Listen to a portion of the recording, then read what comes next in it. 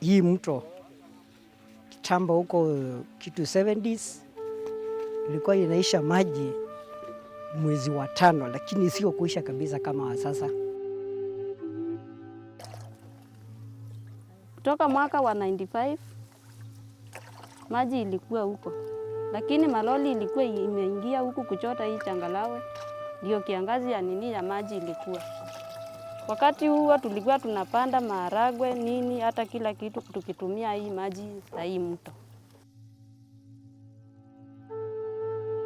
Some pupils are missing school because they have become sand scoopers because of the poverty in the area and the parental negligence. We have also others who have engaged in sexual misconduct. Hii mchanga huwa inanikumbushanga rafiki yangu, tulikuwa tunasoma klasi moja, mwenye tulikuwa hata tuko kamati moja ya kusuia mchanga. Sasa kuja jumbani tu akapoapoa kidogo kutoka kwenda soko, kumbe wale wenye wanataka kuuza mchanga wamemuona na wameamua kumuua. Walimtrap ama wakamteka pahali tu kwa njia, wakamweka michare mingi sana kwa mwili. This sand trade is like drug trade because you can get a lot of money very quickly.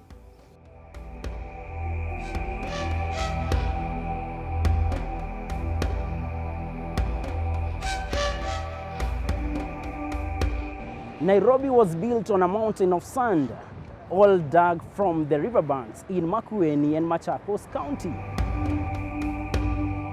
Today, a series of multi-billion shilling towers and skyscrapers are rising across the city. And just like decades ago, the trucks hauling tons of sand from Ukambani are still doing it, causing massive environmental damage that will be felt by many generations to come.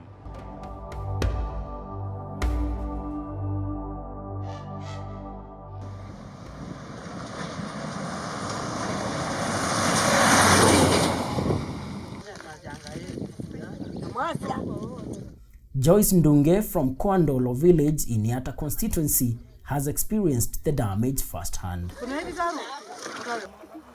Nilianza kuchota maji asubuhi saa 12. Na sasa hata saa hizi sijatosha kuchota maji. Kutoka mwaka wa 95 maji ilikuwa huko.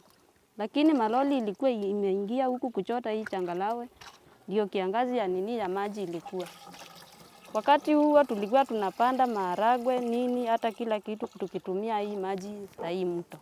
Wazee wa kijiji, machifu hata wanasema abadhari wapate pesa, lakini wananchi wapotee maji. Joyce Ndunge is hoping for help, but for now she'll have to deal with the problem by herself. The puddle from which she carefully scoops out her water was once a fast-flowing river during April's short rains, and this is only Joyce's first chore to bring water to her home. Hii maji nitaichota mgongo, nibebe mitungi na mgongo, na kutoka kwa mto kilomita ya kwenda nyumbani kwangu ni kilomita 5 hivi. As soon as Joyce leaves the puddle, others take her place. For this village, fetching water is a full-time job.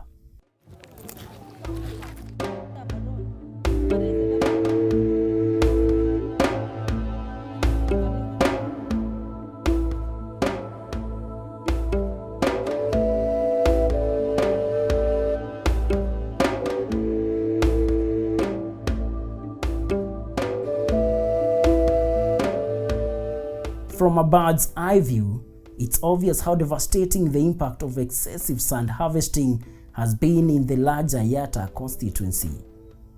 Depletion of sand from riverbanks is threatening bridges, roads, and most importantly, Ukambani's food security. Naked bedrock is the only evidence that a river once flowed here. Now, the residents of Kwandolo village have to endure perennial water shortages. Watu ni huku Kwandolo. Sisi tunakuanga na shida mingi sana, ndio maana mnaona tunatoa ichangarao ndio tujisaidie naye. Juu serikali iliacha kutusaidia, ilikuwa zamani ilikuwa inatupia nini? Kama hizi unasikianga zinapitia Red Cross. Sasa waliacha kutusaidia, na wenye waliacha kutusaidia, tukaona sasa tuanze kutoa hii changarao. Kama hii changarao naitoa siku 3. na ikikuja kubebwa na gari ni sanduku moja na mimi napewa ngiri moja. Sasa najisaidia kulipia watoto wangu shule na wabaie chakula na manguo. Sasa tukiendelea kutoa changarao, sisi tuko na shida sana juu naona maji imetuishia, hakuna maji huku kwetu. Tuko na shida mingi sana.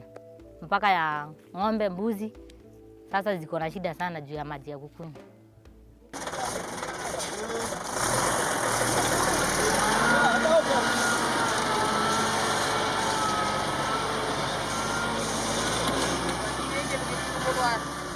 Just around the corner, but still in Kwandolo village, the roads are bustling and the sand business is booming. But the local Matangini primary school is paying a steep price. Tangu changarawe ianze kuchukuliwa upande huu, nimeona mambo mengi mabaya. Jambo la kwanza ni ukosefu wa maji. Tulikuwa tunachota maji hapa mti hapa karibu, lakini saa hii ni mpaka Thika, na tukifika Thika tunakuta hata maji huko hakuna. Since the sand harvest landed in this area, the school, we have faced a lot of challenges. One, some pupils are missing school because they have become sand scoopers because of the poverty in the area and the parental negligence. We have also others who have engaged in sexual misconduct, because when girls are entering the lorries, they are being carried at day and at night. They go to fetch water. The sand scoopers are getting the advantage.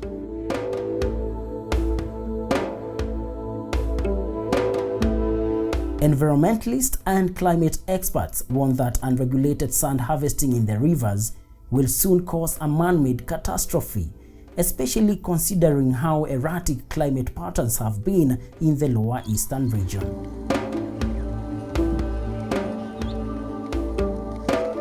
It's really alarming because right now we are talking of some serious and actually really effects of climate change, whereby you can feel even actually right now the direct radiation. There's a lot of global warming. And global warming actually is a heating of the earth itself directly. And when the earth is heated directly, if this water itself is evaporating, you see. So if now there's another activity trying to also add additional, maybe to put additional pressure on the existing maybe little amount of water, I will tell you that actually this thing is really alarming. So, why are community members still taking part in the sand harvesting business if it threatens to bring Kwandolo village to its knees? It's all about the money, even if it's only a pittance. Sasa tuseme tumeng'oa hii mchanga ni 10,000. Kuna mwenye anakuja anapata, saa kuna maruteonas saidi wanapata kitu kidogo, nyingine zinakuliwa, kuna hawa sitikanjo, si unaona. Sasa hiyo pesa inagawika hivyo hivyo. Pakiaje anaweza kuja anabaki tu na kitu kidogo. Ukimaliza hii kazi utapata kama pesa ngapi? Nikimaliza hii kazi Wewe peke yako peke yangu nitapata 400. Ngoja 7 6 9 8.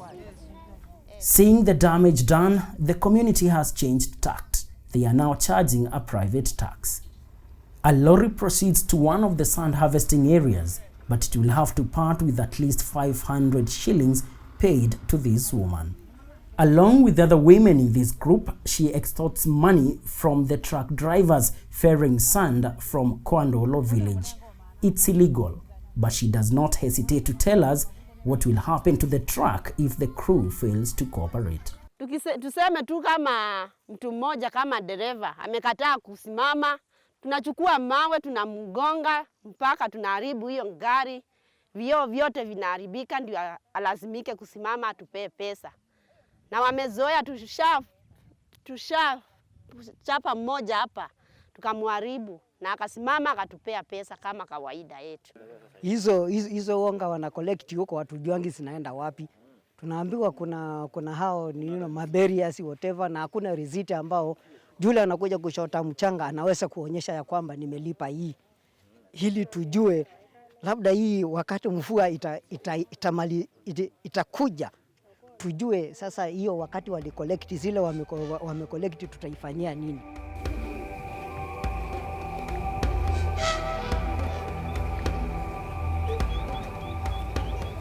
Away from the checkpoints and barricades, Joyce Ndunge continues her lonely struggle with poverty and the water shortage. Sasa nimefika kwa nyumba, nimefika kwa jiko, hii maji ndio nasaidia kupika chakula, kupatia kuku, hata kuosha vyombo, hata pia kukunywa na kufua nguo tayari. Naomba serikali hii biashara ya mchanga ikomeshe kwa sababu wananchi hatuna faida. Kwa sababu nikienda kwa beria napatiwa 100. Hata hiyo ingine sijui inaenda wapi. Sisi Kenya tuko na shida nyingi sana. Mimi nasema hivi.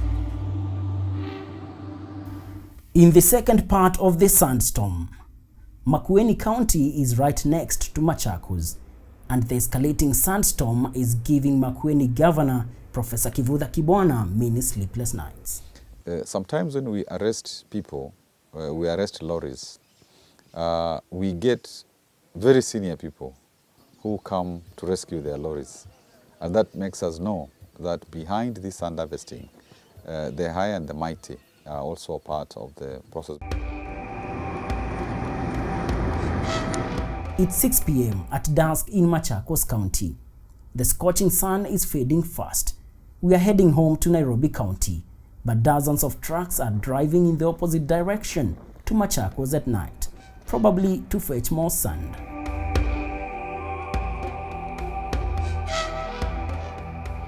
Machakos County Assembly did pass the sand harvesting bill in 2014 to try and regulate the sand traffic. When it comes to the time of the activity, the law states that sand harvesting is only allowed between 10 a.m. and 6 p.m.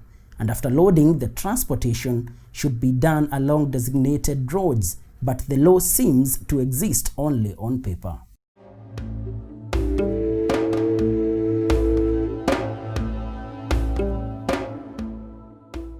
The sand cartels are not used to being regulated because they want a free-for-all. They want to do what they've been doing in the past. It is very lucrative business.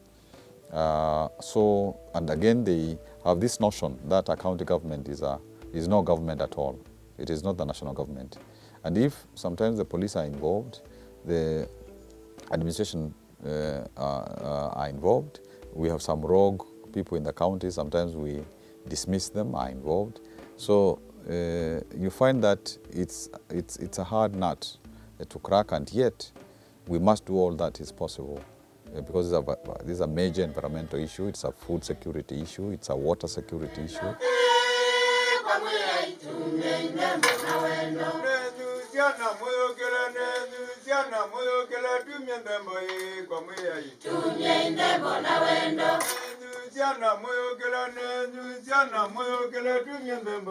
The locals themselves are divided. A group that is for it and a group that is not for it. There is this care that if we stop the business, there will be some clashes of a kind, and especially that these boys who stay in the river will kind of break into our homes, and that will also be a great cause of insecurity. And that is why many people who are opposed to the menace will not want to speak openly about it because they don't want to be identified like people who are an enemy to this menace, which to some people has also become like it is a source of livelihood. We also find challenges whereby the administration, the people should be trying to assist us, are also involved in the whole business. Because personally I have made several attempts to address this issue to the chief, who says that he's going to take action, but nothing happens, only to learn that him and the headmen and some few people who are well connected with the administration also kind of get some kickbacks from this trade that is actually illegal.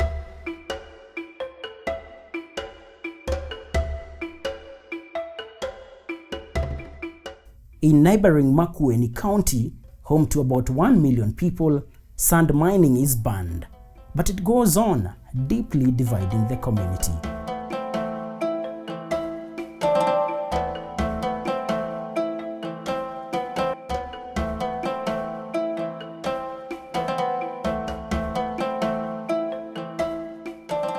Because there are some young people who are excited by the sand cartels to be able to use even violence and so on so that the sand is harvested.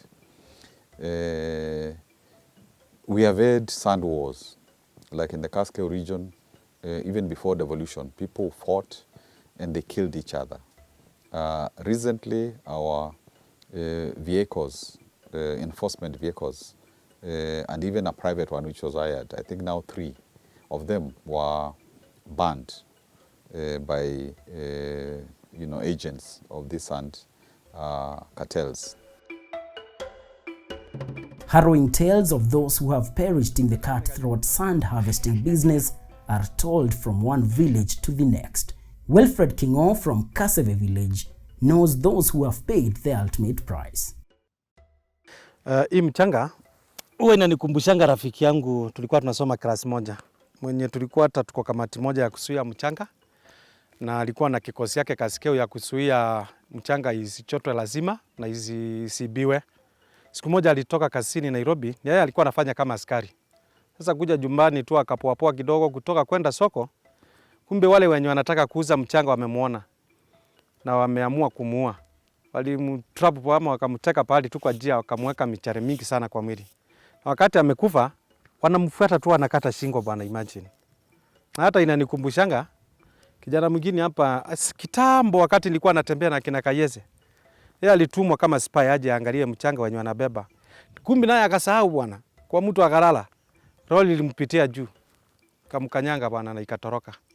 Kwa hivyo hii mchanga hii kuna maneno mingi sana, lakini ikisuiliwa, ikikuwa vizuri vile ilivyo saa hii, watu wataona the importance of it. Na hiyo maneno mbaya tunaona hatutaona tena.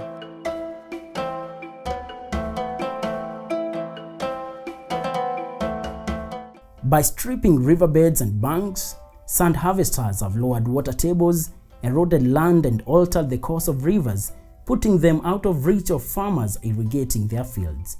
But there is a way to mitigate a dire situation by building sand dams to hold some water back. Now, when we construct this sand dam, as you can see from that side, the back throw of that sand dam ranges almost 1 kilometer, meaning therefore, water that is held within that sand dam and the subsurface flow that was continuous over a period of time after rains, it is contained within that dam. On the lateral side of that sand dam, you find that there are a lot of agricultural activities, both commercial and domestic. Vegetables, some with crude methods of irrigation, and others have come and improvised ways of drip irrigation. Sand dams, I think it's a very nice idea by the county government. It has been working hand in hand with the Water Resource Management Authority, whereby it has led to the establishment of Sand Utilization and Conservation Authority by the county government. It's an authority by the county, initiated by the county government of Makueni. So these sand dams, it's a drop project, maybe I can call it that way, because you in pursuit of harvesting sand, but at the same time, you directly getting water in place.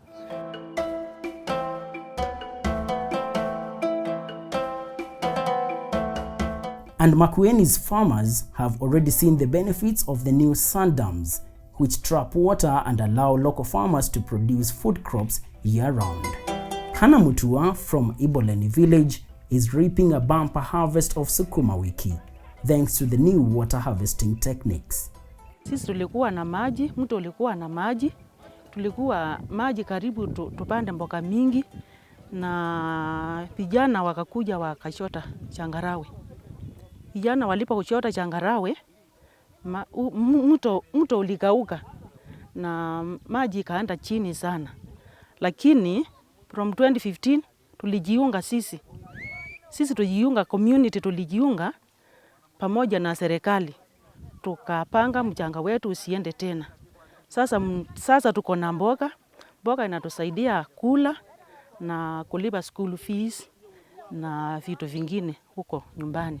Where the community has stopped sand harvesting, agricultural productivity has increased, along with sustainable farming that has encouraged some residents to give up the damaging sand harvesting business. Mimi ni mwanzilishi wa kuuza mchanga katika area hii.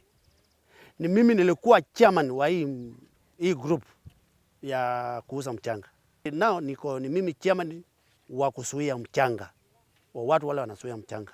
Kuna grupu ziko huku tumeungana kutoka mbali, tukasema sisi hatutaki habari ya kuuza mchanga. Hatukuwa napata mboga kama hizi. Na ukiangalia hapa hii nyuma hii ni mboga yote ni yangu, hapa ni shamba ni yangu, na by this time inapanda mboga, na by that time tukuwa tunaweza kupanda. Kwa sababu tulikuwa tukipanda mboga, unaona hawa jamaa wa kuuza mchanga, wengine wanakuja na maupinde, wanakuja wanakusimamia, wanakuambia hapa kwa shamba yako tunataka kuingiza roli. Wanaingiza roli. Na kuna kitu unaweza kuuliza, kwa sababu ukiuliza unaweza kupigwa. Na by that time tukaona hii kitu si kitu poa. Maji inatusaidia tena kwa kufua nguo, mahitaji ya nyumbani. Ng'ombe zinakunywa, watoto wanakunywa, ng'ombe, mbuzi kama paka. Watu kitu chote kinatumia maji. Officials agree that sand harvesting in Ukambani is doing more harm than good. But as the price of sand goes up, the cartels get even deeper. And intimidation and corruption keep the authorities at bay, exposing local residents to exploitation. There is a sense in which, therefore, sand is both a curse and a blessing. It is a curse because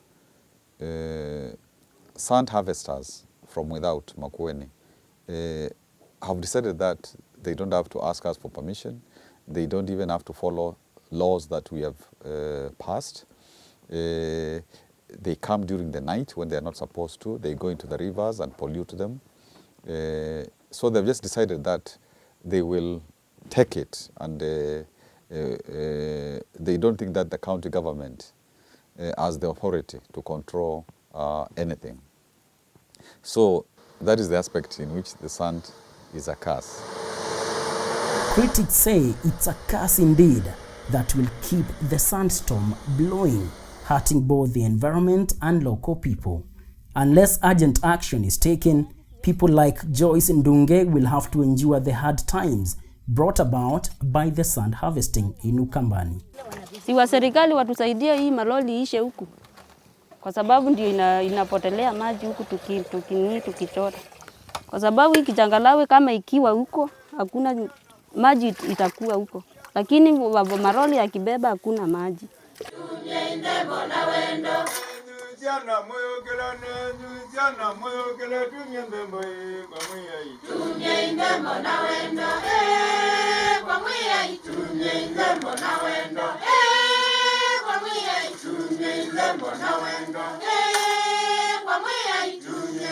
Kwa